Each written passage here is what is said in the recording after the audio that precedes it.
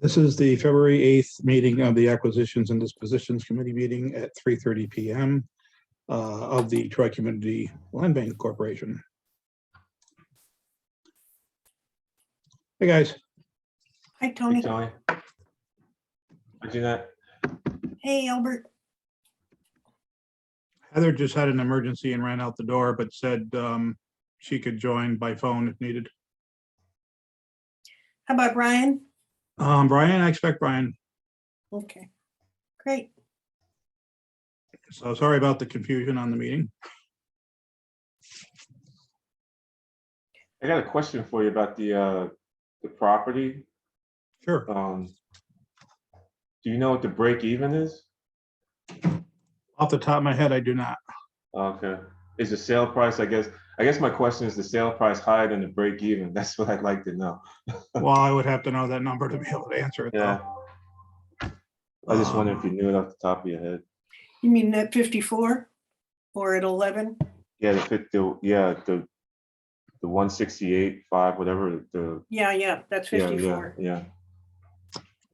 I probably actually have to do a little bit of accounting work to figure that out. Which could be done. I would suspect you wouldn't want to sell it for a loss, right? Well, we could actually. Oh, really? Yeah. Yeah, I'm fast. Hello, Mr. Herrick. How are you?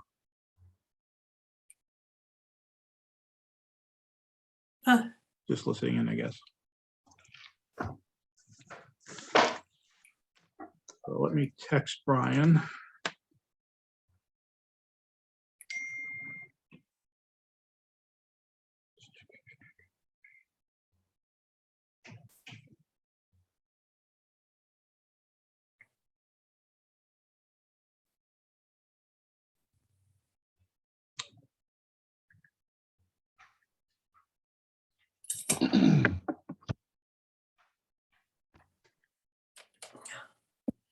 I couldn't even take my garbage out to the curb today. The garbage pail was frozen solid to the ground.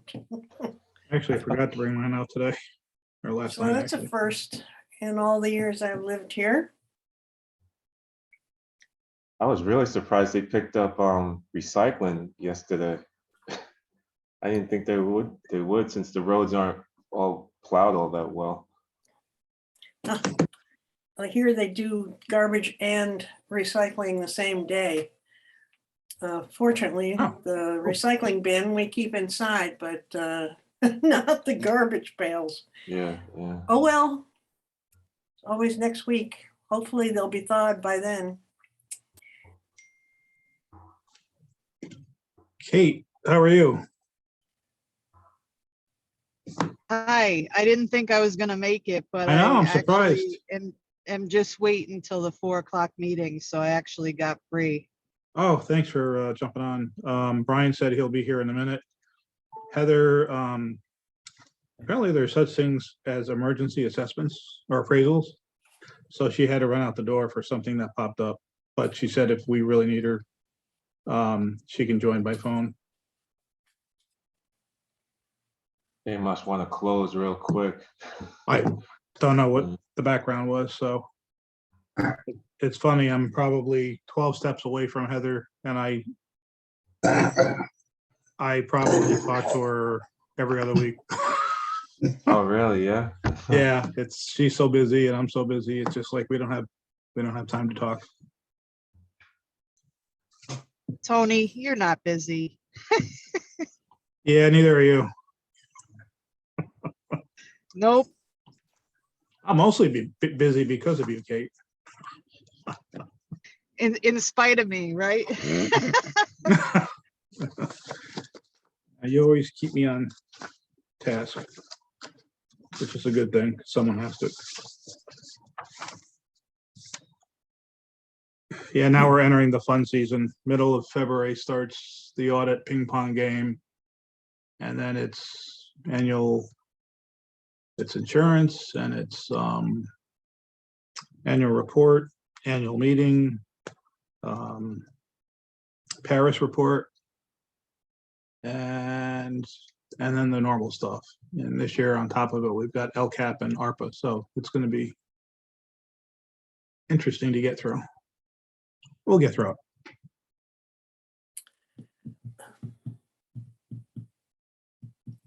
Hey, Kate, it's Jeanette. Whatever forms that you usually send along, I don't know if you remember or not, but I don't have a scanner here at home. So if you would, I don't know if Tony gets copies or whatever, but office. Okay, yeah, that's fine. Whatever you need to do. Hey, Brian. I'm gonna copy him on the Hi, Tony. correspondence anyway. Okay, great. And then Tony, you'll just, I guess, I'll come by and sign whatever it is I need to do and. I didn't hear what your conversation was. I'm sorry. Okay, well, Okay. we can just get to the meeting and I can send you an email. Okay. So Brian, Heather is not able, she had to run out for some sort of a work-related emergency. And she said she can join if she wants us to. If you want her on the meeting, I can text her and ask her to do that. But we have a quorum here, so Okay. whatever your preference is. Yeah. If we have a quorum, let's go ahead. Should we call the meeting to order at 3:35? Got it. And maybe we could just all state our names for the recording. Brian Barker, Jeanette Nicholson. Albert Tony. Watson. Tony Tazzi. looks like we have Kate with us, Yes, and RCH, I'm sorry, that's not It's Richard ringing a bell. Herrick. Hey, Richard. Okay. First agenda item, the River Street properties market for sale discussion. So the background to this is Habitat obviously is interested, and we have had a series of conversations with City Hall to have those lots redeveloped by Habitat. Habitat is proposing to build, as I recall, 3 duplex units. Before Habitat can submit any sort of an offer, or before anyone else can, we have to list the property for sale for at least 7 days. And the last action we took was to actually land bank the properties. Another side issue is 814 River Street, which we will be acquiring from Vesta Communities as soon as title reports come back and we are clear to close. We don't own that yet, but if A&D does want to make a recommendation to that we no longer land bank the properties, but put them on the market, I would suggest including 814, just so that we don't have to take that action the second time when we do take ownership. Tony, how does that work with Habitat in terms of them being a co-developer or anything like that? I don't know that we need a co-development agreement with this. I think it's strictly a traditional sale of property from one entity to another. Gotcha. So Yeah, Habitat's prepared then to make an offer. I presume they are. I did some communication with them last week. And they wanted to know precisely what the steps were, and I gave it to them pretty much verbatim. And part of it was for them to submit a purchase application. I also I do recall saying that an option might be a co-development, but that I didn't think it was really needed or really appropriate in this instance. And in the past, there were 4 buildings that we co-developed with them, all before my time mostly, and we used enterprise community funding to assist in them developing it, which lowered the cost, and we received a cut of the proceeds. And there were different formulas for the first two buildings than there were for the second two buildings. But this is not, we don't have grant funds to put into their development of this or redevelopment of this. So I don't think co-development really would be a practical thing to do. Yeah. That's exactly right, Tony. And so how is it coming to us now that we should put these potentially for sale? Well, Habitat had an application to go to the zoning board last Wednesday.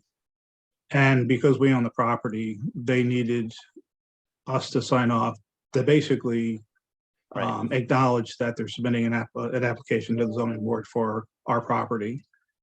And Kate suggested that before they do that, they really need to put a purchase offer in that's accepted. So at least, Kate, that's what I recall. Yeah, and I thought that with the purchase offer, wasn't there some kind of proposal for the property as well? Well, Like there a- would have to be, yeah. Yeah. So they would fill out the form. I kind of assume that they would provide us with a plot plan. I don't know if they would be showing us architecturals, but in any event, whatever they submit, it will be the minimum that's required by our bylaws, plus whatever A&D might additionally want to see before making a recommendation to the full board. And so to unland bank these properties, we have to have them publicly advertised for sale for a period of time? Is that what you're saying? Or, More or less. So the board has to make a decision to remove them from being programmed for land banked. And as an alternative, market them for sale so that someone is able to actually submit a purchase application. Right now, as it stands, if someone gave me a purchase application, I would have to tell them, I'm sorry, I can't accept it. The property's been land banked, right? which I've had several people on other properties want to do that, and that's been my response. And we know the This- market value of all the properties together? We do for 814. That was appraised at $10,000. I imagine we're going to have to run appraisals for the remainder of the properties. Right, before we even put them up for sale. Well, we could do it before we put them up for sale. We don't ordinarily do that, but we could also get a broker's opinion of value. We could ask Sherry to do that.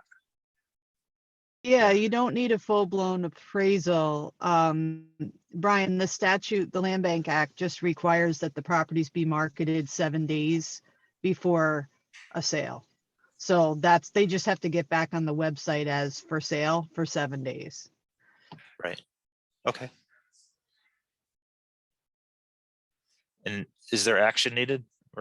You want So action to yeah, recommend to the board that they go to sale, or just to put them for sale?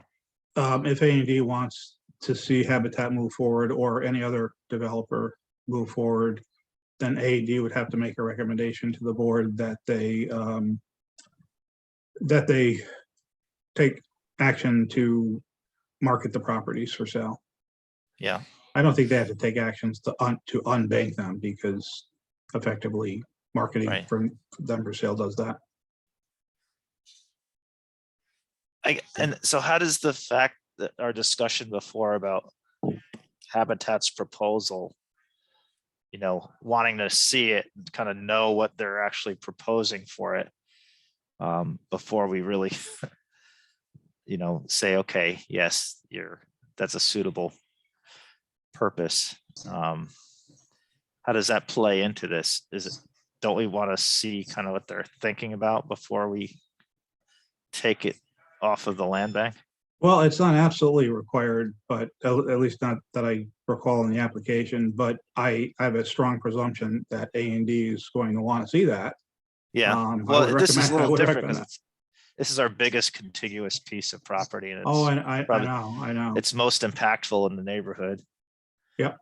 And- And there may actually be an issue with the 814 River Street lot, because that's the one lot that runs from River Street to Sixth Avenue.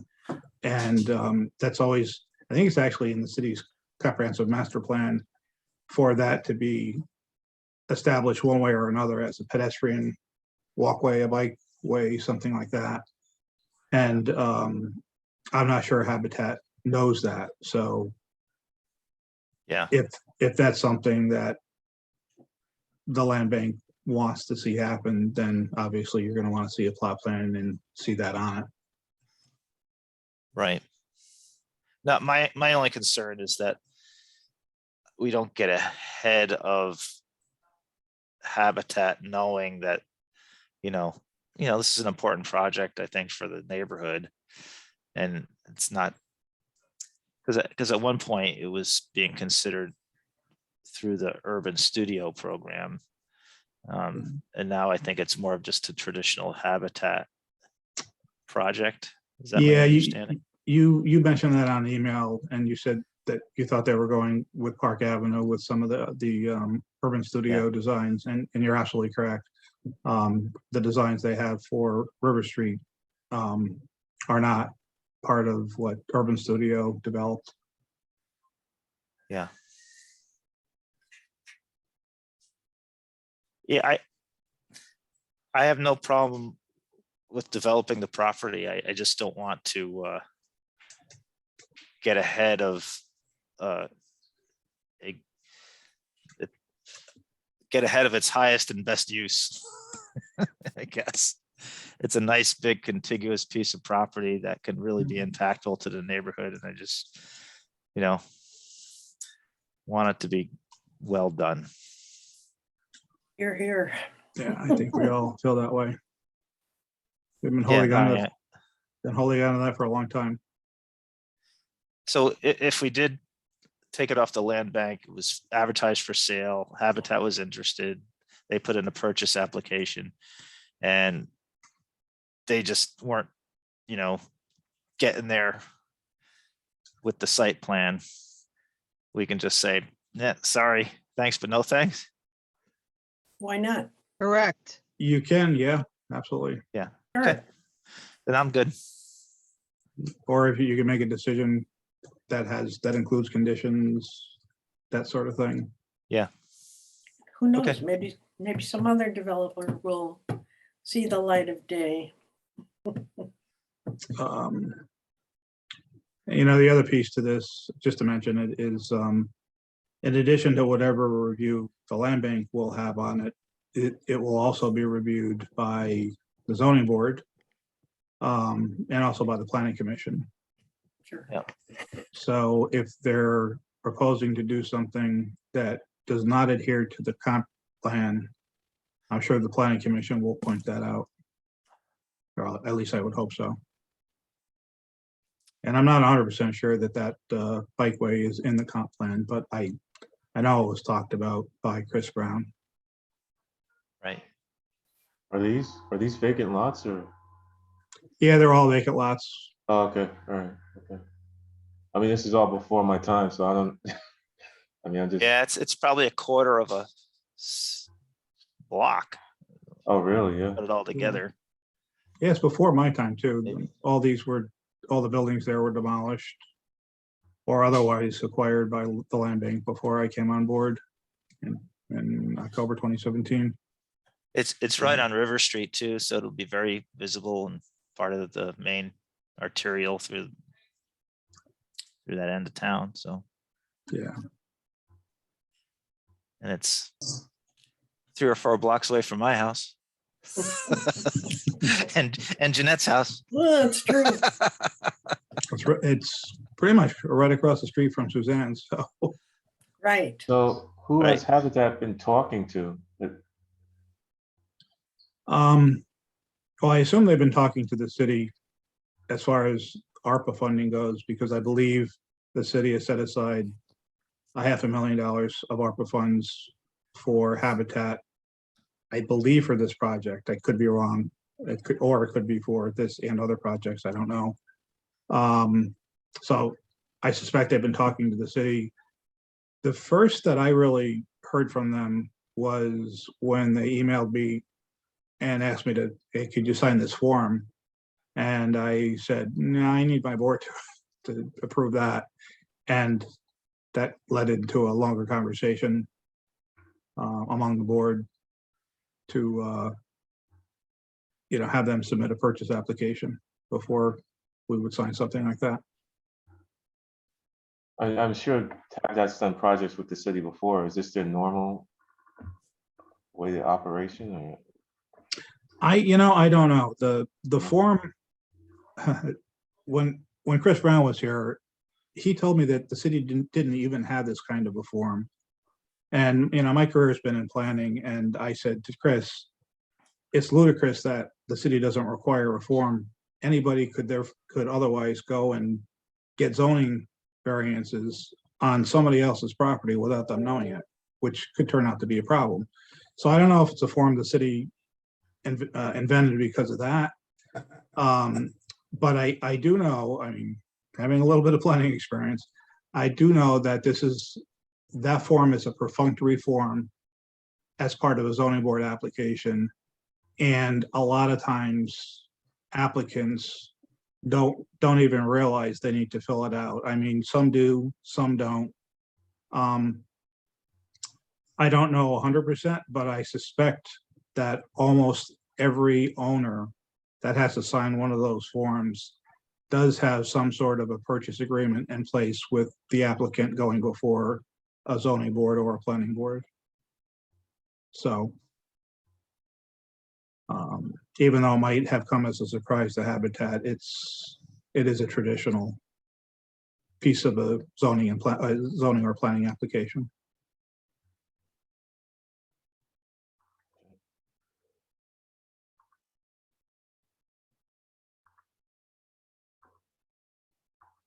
So we need an action here?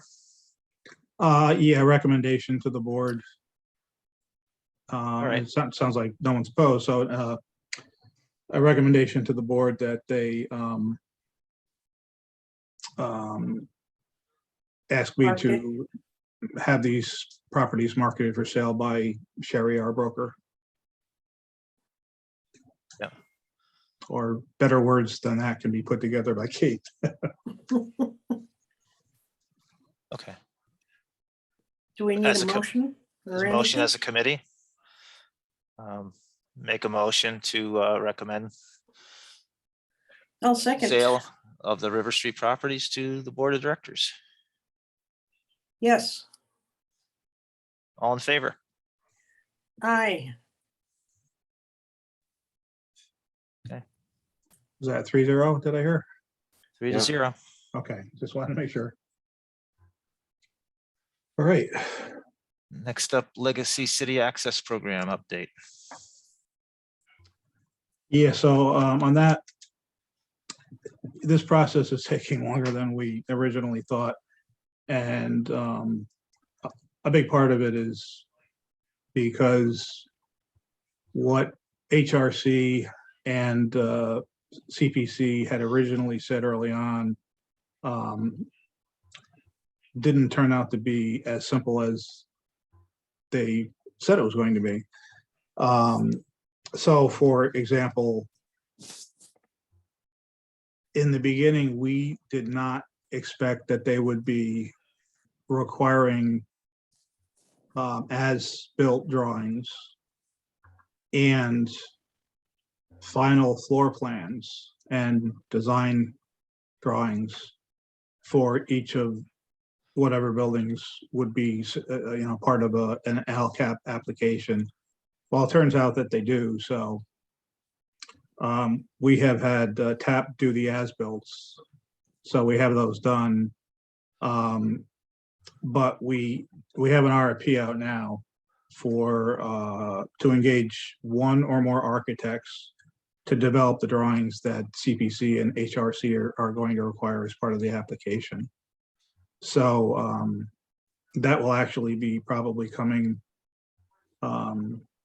they're due tomorrow. That will probably be coming back to A&D before the next board meeting.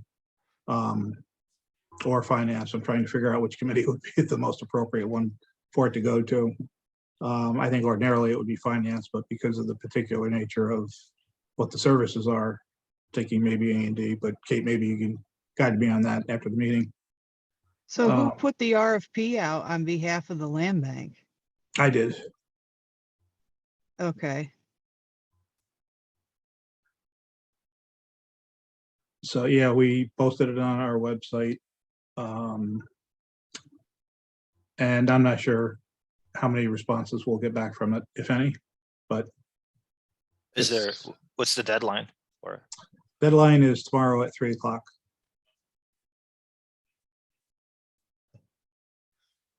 All right, so that's the update.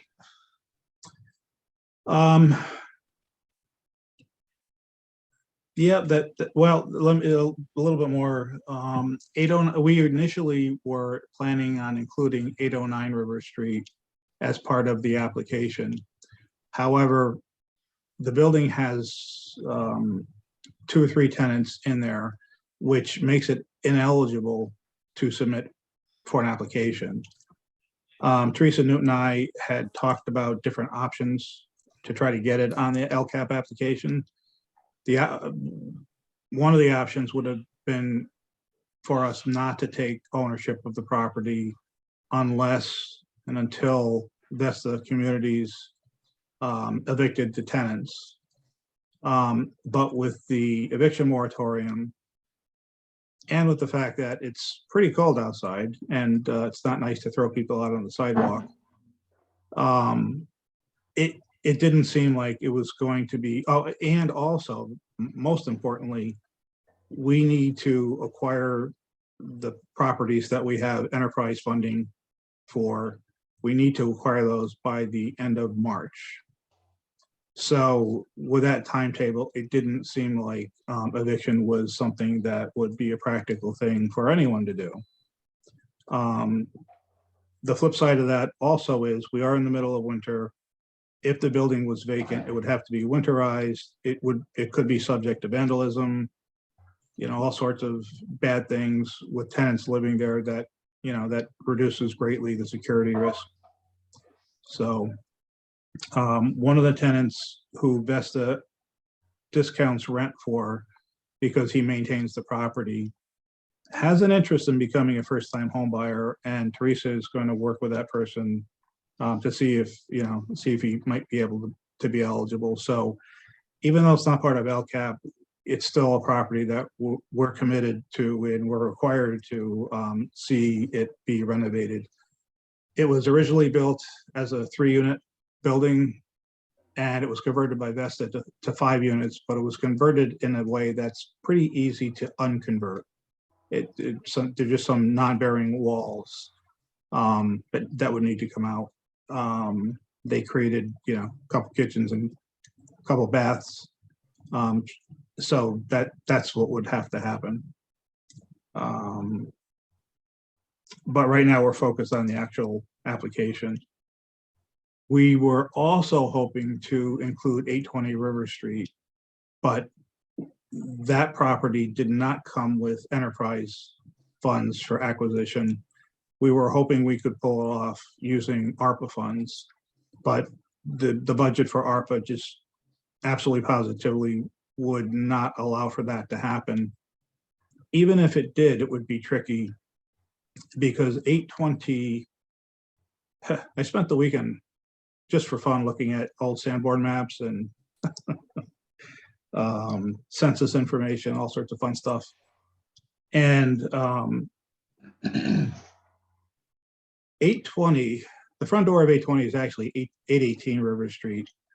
And 820 would be the 3-story further to the north. And it's really hard to figure out. At one point, there was an 818 River Street and not at 820 River Street. And then in another Sanborn map, 1902, it shows up as 1 or 2 buildings. Still can't figure out whether it was built together or not. So the issue of all that is if we acquired it, we'd have a boarding house. That's what Vesta was using it for.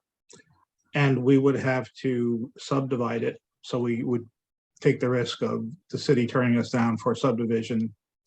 And then the cost to convert that from a rooming house to 3 dwellings on one side and 2 dwellings on the other would be costly. So it just didn't seem to be, when all was said and done, it didn't seem to be a practical thing for us to take on.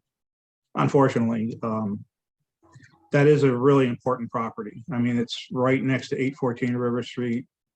I told Teresa my fear was if we can't acquire it, I would hate to see it sit there and not have anything done for years and slowly deteriorate. But whoever acquires it, it's going to take a lot of work, a lot of money to turn that into something other than a boarding house. And I don't know with Troy zoning, I don't know if, you know, the rooming house use would be grandfathered. It probably is, but I don't know for sure. Yeah. Usually there's, you know, 2-year window for something to be considered a legal non-conforming use, which is the planning term. Right. Grandfathered is the layman's term. Well, it's occupancy is more like a community residence or, you know, Yeah. recovery residence. It could certainly keep going as that, some kind of supportive housing. Yeah, and Teresa and I talked about that.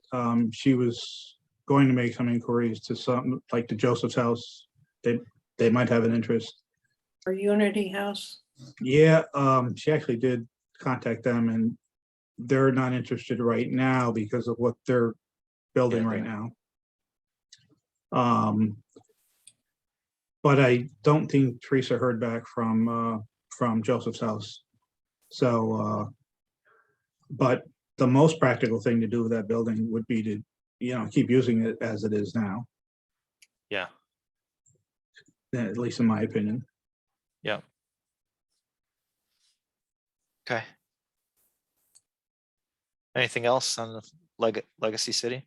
There's nothing to act on, right? There's just, No, nothing to act on. I just wanted to report on it. okay. Shall we discuss 54 Fifth purchase Yeah. application? Yeah. So one or two important things on that.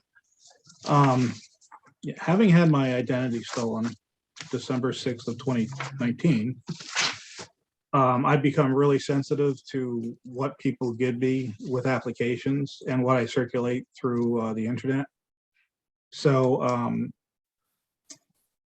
in the last purchase application you guys saw, I redacted the thing to death. Anything that looked sensitive to me, I just redacted.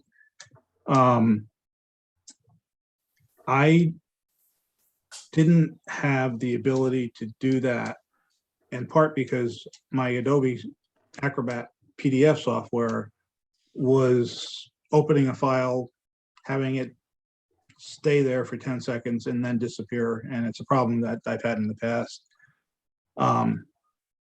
So I wasn't able to pull up a document and redact it. Another issue was the original application was not complete. Sherry sent me an updated application, which I had trouble opening yesterday, was able to open it. To resolve my PDF problem, I had to shut down all my files, shut down my computer, and I had a ton of files open, which is probably what caused the problem in the first place. When I reopened, when I turned my laptop back on, I just am not able to pull down that application, but I did pull the information off of it that is in the summary sheet that you know, you guys always want to see when you're reviewing an application. So I apologize for that. The software just I'm having a bad software day, a couple of weeks, I guess. So the background to this, including the updated information, is that Jemiah, if I'm pronouncing that right, forgive me if I'm not, Gaskin has submitted a purchase offer of $168,500 to us. Sherry has this listed at $174,777. The applicant would be a first-time owner occupant. Right now, she lives in New Jersey, and she's a Navy veteran. She's moving from New Jersey back to the capital region because she grew up here. She has family in Cohoes and in Albany. She does not have family in Troy, but she fell in love with the building. So that's a reason for wanting to purchase the building. It's really to come back. She's coming back to the area and she loves the building. She would be purchasing it on her own. Right now she lives in Montclair, New Jersey. And she's okay with the 5-year, what do we have, a 5-year occupancy?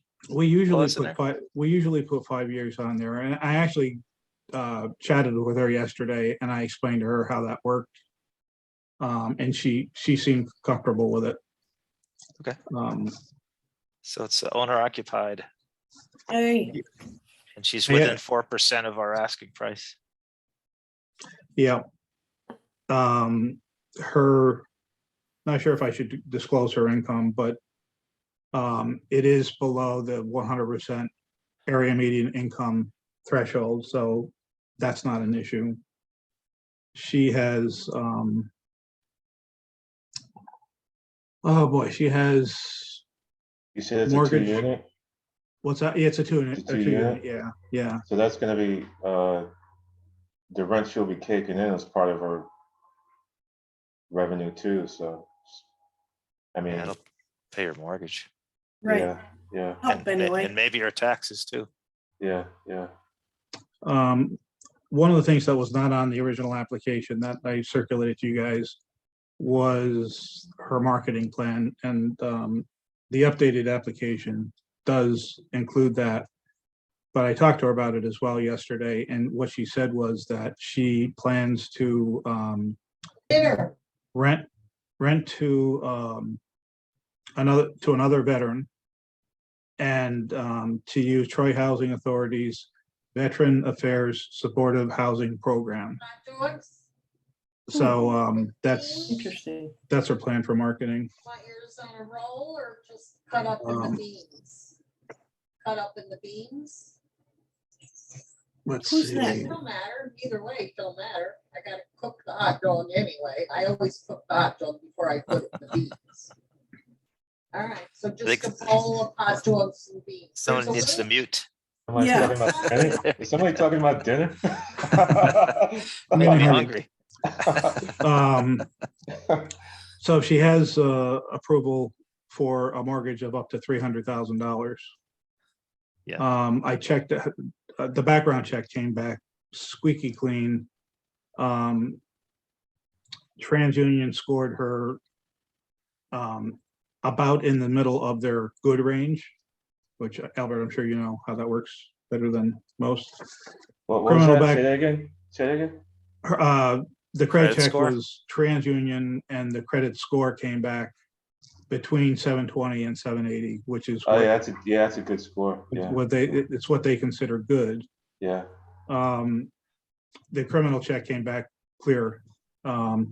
She did have a bankruptcy more than 7 years ago. I think it was back in 2013. Our application asks that an applicant disclose bankruptcies within the last 7 years. So she did also provide proof of income, which is why I know that she's It's below been the. discharged though, right? It has been discharged, yes. Okay, all right, okay. As long as it states Yes. that, yeah, okay. Good point, yes. And again, she did provide proof of income. And that's how I was able to determine that she's below the 100% AMI threshold.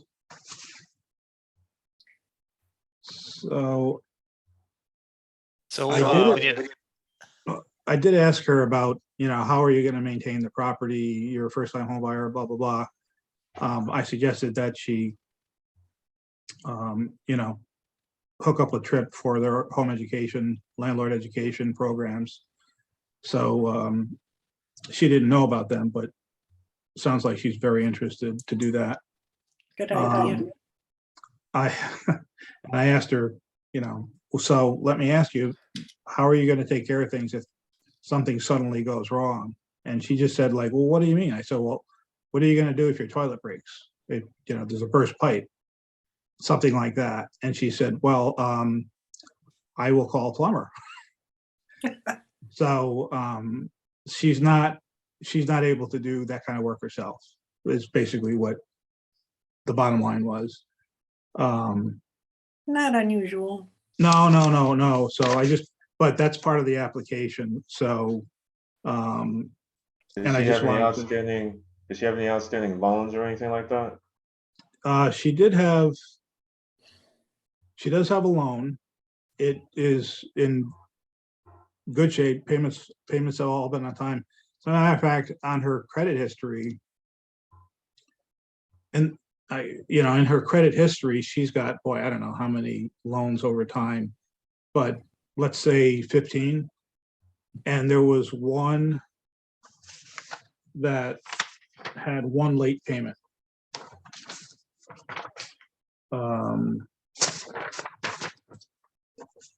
So Albert, for your background, all previous loans were rated R1 or C1.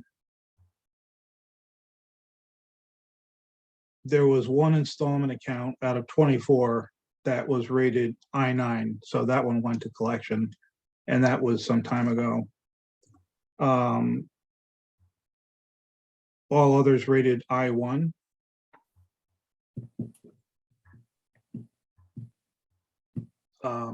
So that's what I was able to pull off the credit report.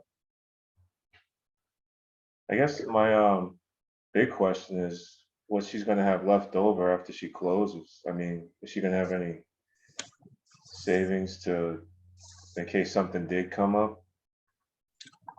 I don't know that the credit report showed me what she has in savings. Or so you don't have any, you don't have like an application to say what kind of assets she has?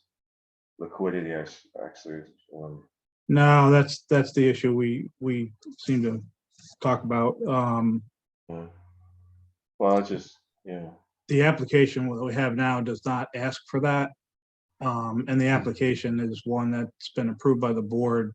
So to change it, we have to go back to the board to make that kind of a change. Yeah. What's amazing is, you could be pre-approved for $300,000 loan right. Exactly, yeah. And not have Right. nothing in and yeah. she's going for half of that, Yeah. or a little more than half of that. So, I mean, she's probably going to beat renting. Right?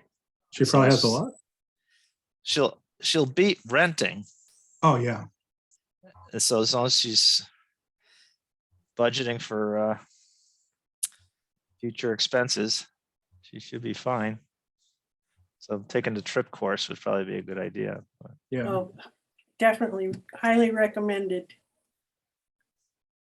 Yeah. And she So works, did I see that right? She works for the Navy Credit Union? Yeah. So she probably Okay. was able to get pretty good terms. Right, yeah. I think it's great. Yeah. What do we have to do?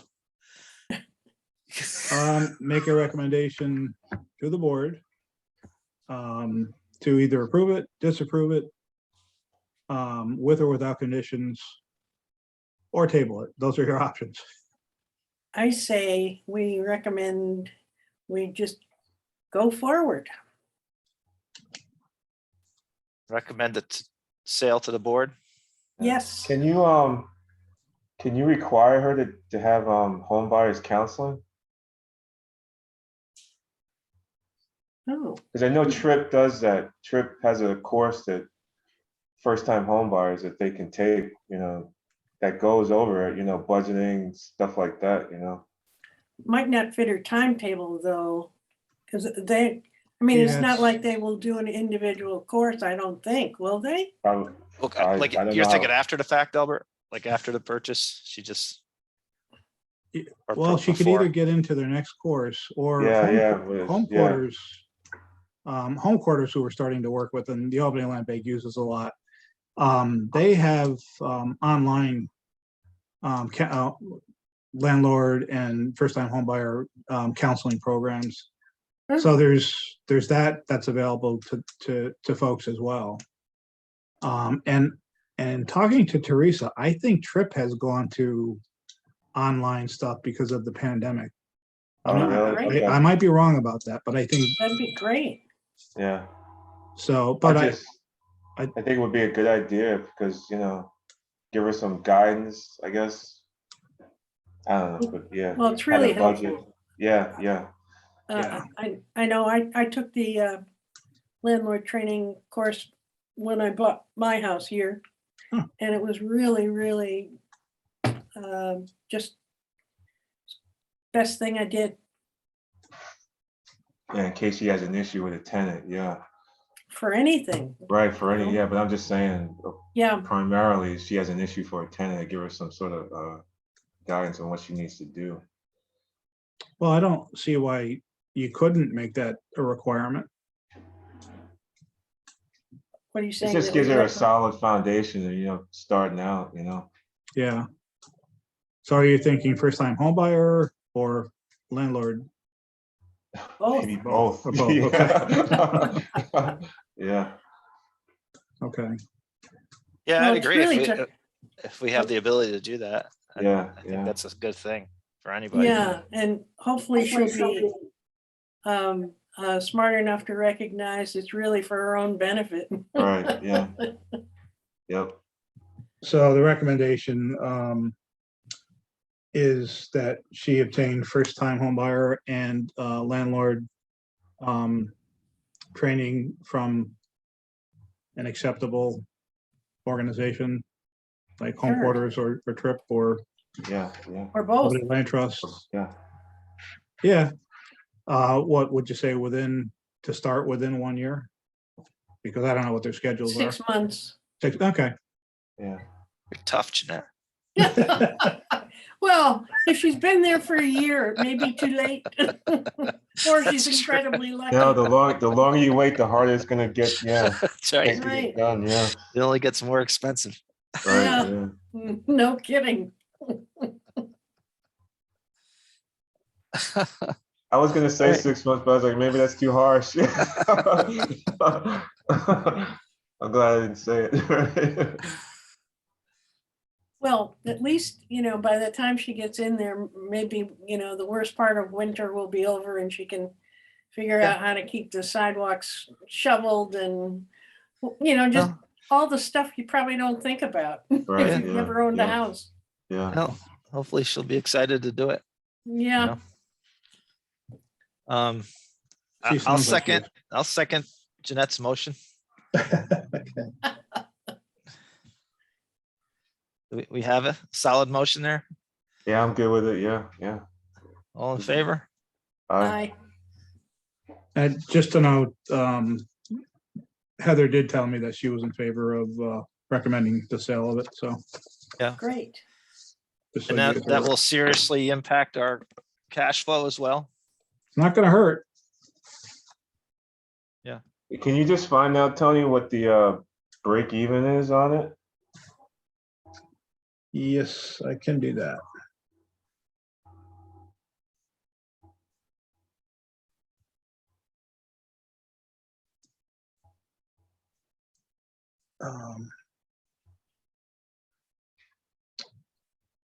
Let me try 'Cause I to saw commit to do that. the real estate agent gets 2.5%, something like that, I saw. I was reading through the 2,400. contract, the real estate agent gets 2.5% for I the think sale it's price. Yeah. I think it's that's 6. what Did I see 2,500 somewhere Maybe in the- there, Tom? does the buyers, does It would be does the buyer have an agent that gets 2.5? The buyer does have an agent, yeah. Oh, okay.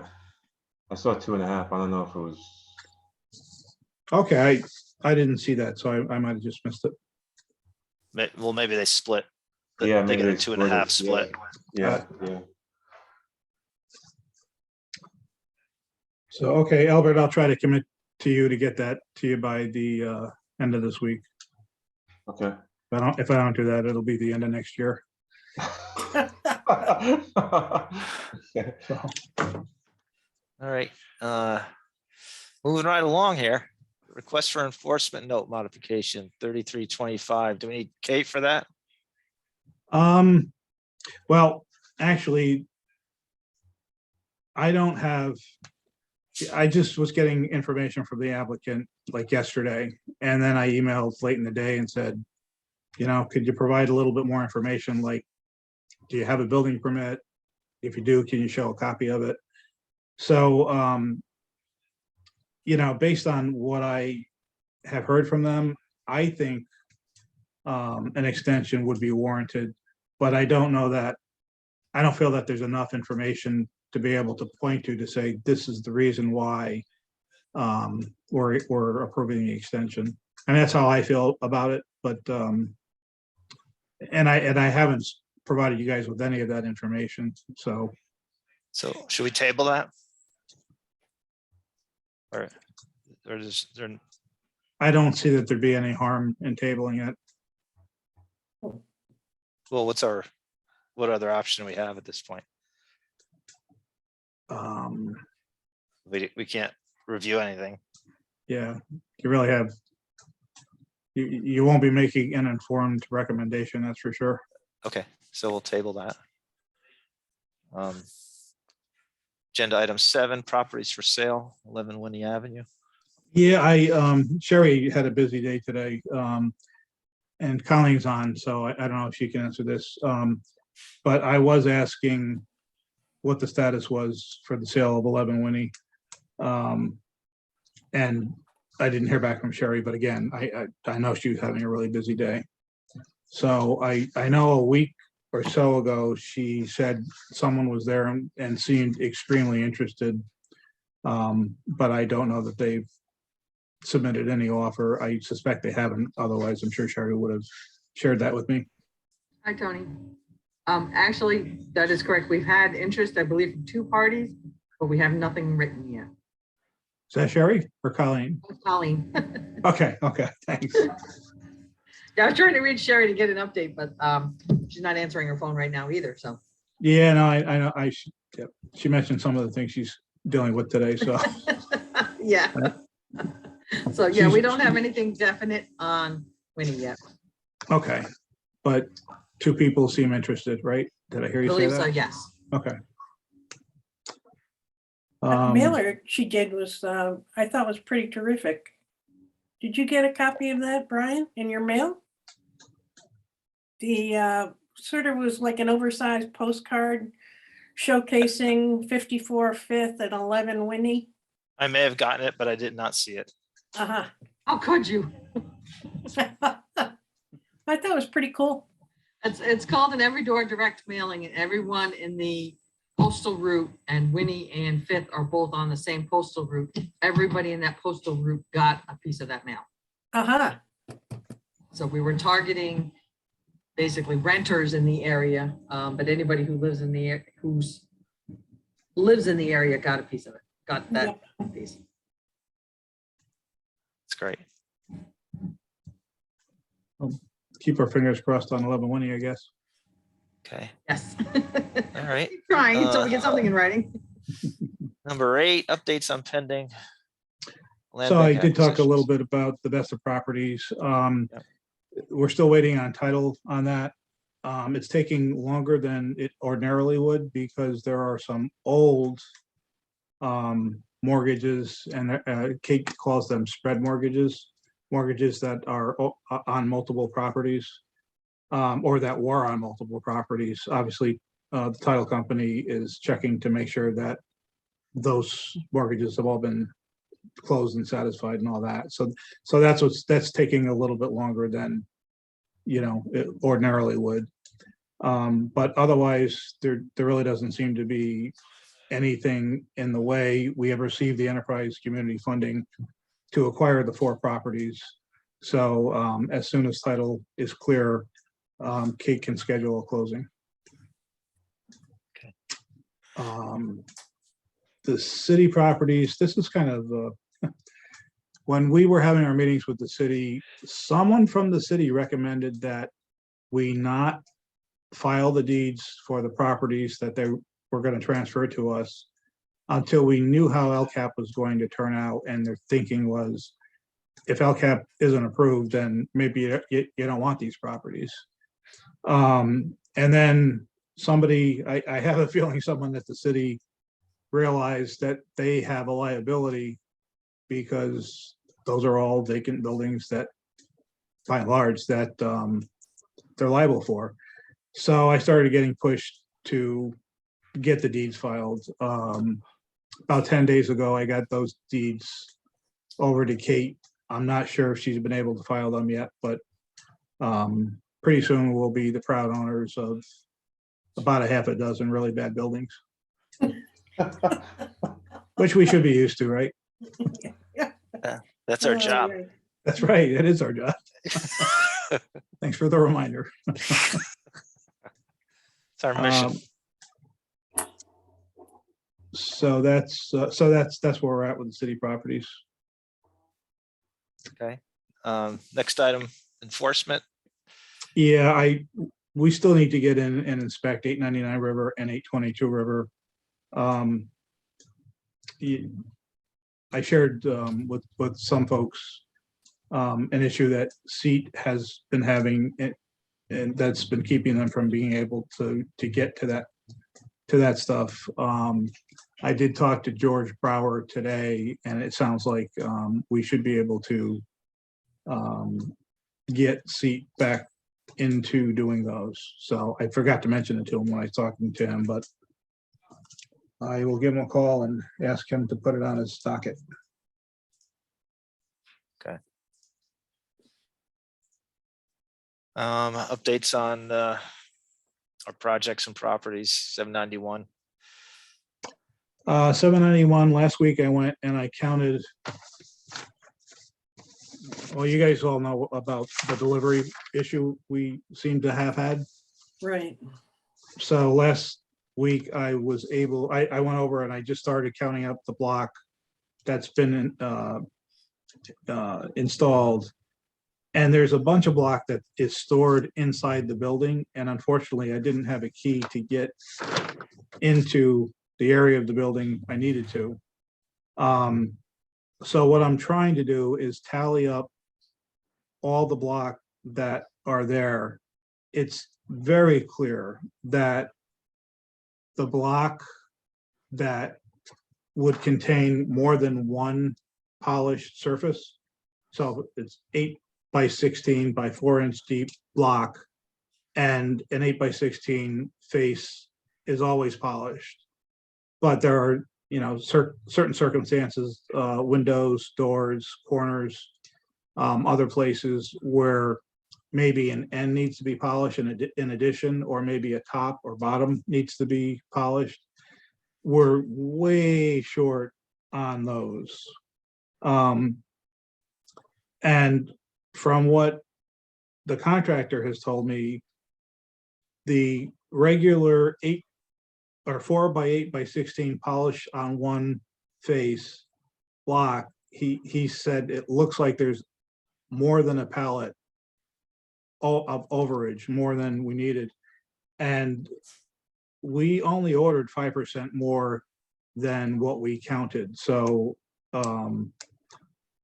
if we have a pallet of that over, then it would make sense that somebody goofed up the delivery and they gave us more of one and less than another. I've talked to the supplier. They're sticking to their guns, saying, our delivery paperwork shows that you got what you ordered. They were supposed to deliver this on a Tuesday.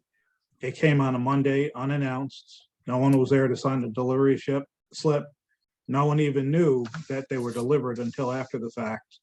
So, so the bottom line to all this is, I need to get in, and I'll probably do this tomorrow, count up the rest of the block, the 4x8x16 polished one side block, to see how many of those are left over. And if there's about 100 of those left over, which I suspect there is, or 50, whatever, then it's going to be pretty clear that the delivery was not what we ordered, because they would have sent a lot more block of one thing than we would have ever ordered or did order. There was a number on the order. So that's where that's at. Seed has been in, continuing to paint the building, paint the interior of the building. That George told me that should be done. I thought he said by the end of this week. He might have said by the end of next week. Has he done any of the reframing though in the bathrooms? No, the reframing, we're trying to figure out what the costs are going to be, to do other things. We're kind of worried about the costs of what that reframing would be, Brian. Yeah. With everything else, it's a sticky situation. Right. Because that's some new walls that would have to be painted. Right. Yeah, not a lot of it though, but yeah. The question is what's behind the walls, and if it were just a non-bearing frame wall, not so problematic, but what's expected to be inside those walls is the roof drain. Obviously electrical. George suspects that might be the wet wall, which is where most of the plumbing would be, but he doesn't know that. So I don't think that's the wet wall, because I think all the plumbing is against the long wall. Yeah, I think you're right. And I thought the same thing. If I had to guess, that the roof drain would be in the same wall. But that's just, the hopeful architect talking. Yeah, I think the roof drain appears to be over that wall more so than The hallway wall. yeah. That's why George thinks that. Can always go back up on the roof and take a look and measure it out and see where it lands. Yeah. But otherwise, some of the peel and stick flooring that started coming up, there's just more of it coming up. But the plan is to put down hardwood floors instead of that junky stuff, which should really make those units just very attractive.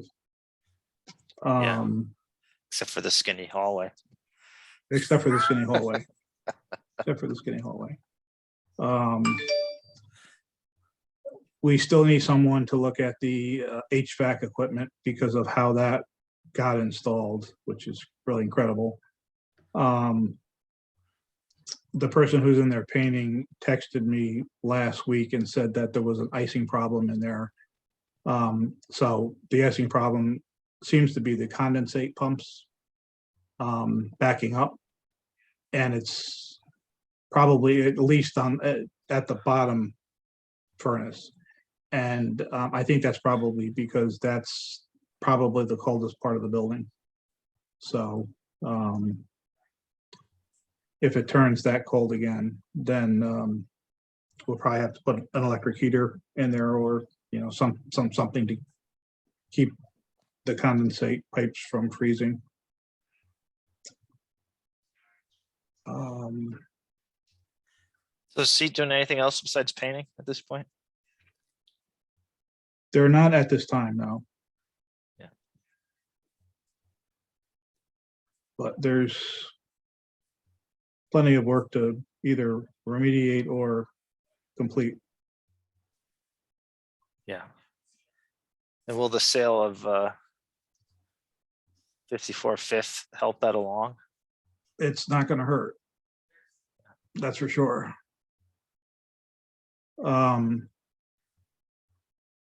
That and the sale of 11 Winnie and with the ARPA budget, there's a provision that we can be reimbursed for project costs going back to April 2020 for certain costs. So I'll be, as soon as the ARPA subrecipient agreement is finalized, approved by the board, signed by me, I can immediately submit a disbursement request for, I think it's about $140,000, which will be a big help. Yeah. I've got the files all ready to just send over to the city comptroller once we have an agreement in place. So, and that's all reimbursement. What's the timeline on the ARPA funds, you think? Well, originally it was, we would see funding, the city council will approve it in October. We will see funding the middle to the end of October. Then it was the city council will approve it in November and we'll see funding the middle to the end of November. And then it was, hey, we'd like to see a budget. And then it was, hey, we'd like to see a budget and another budget. So I have submitted my most recent budget to the city comptroller, I want to say about 3 weeks ago, and I'm waiting for him to, and he's an extremely busy guy, so I'm not trying to cast stones, but I'm basically waiting for him to get enough time to review the budget and give me a call to go over it. I don't expect that there's going to be any significant issues, but I could be wrong.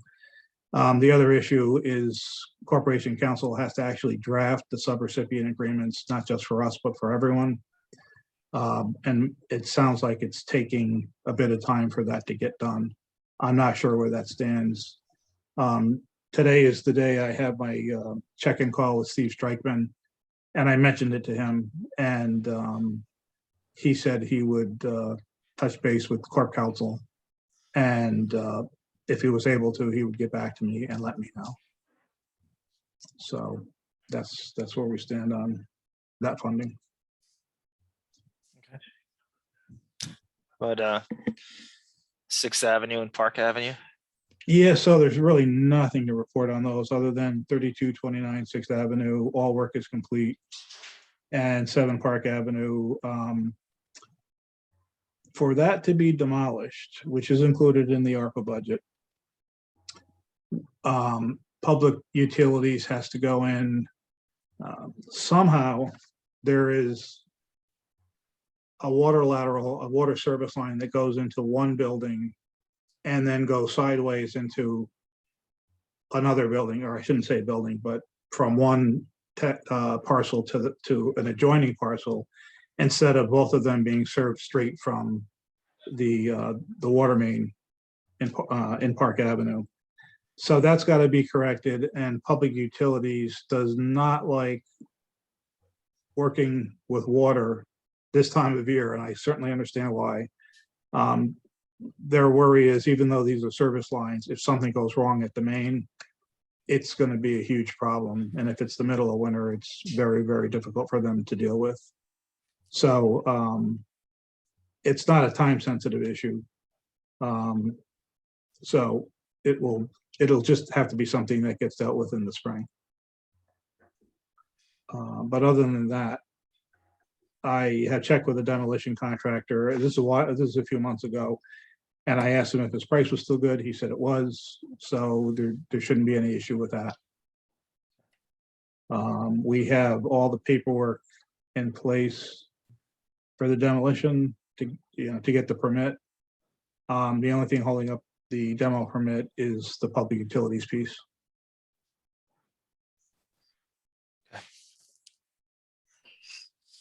Any other items for discussion before we adjourn?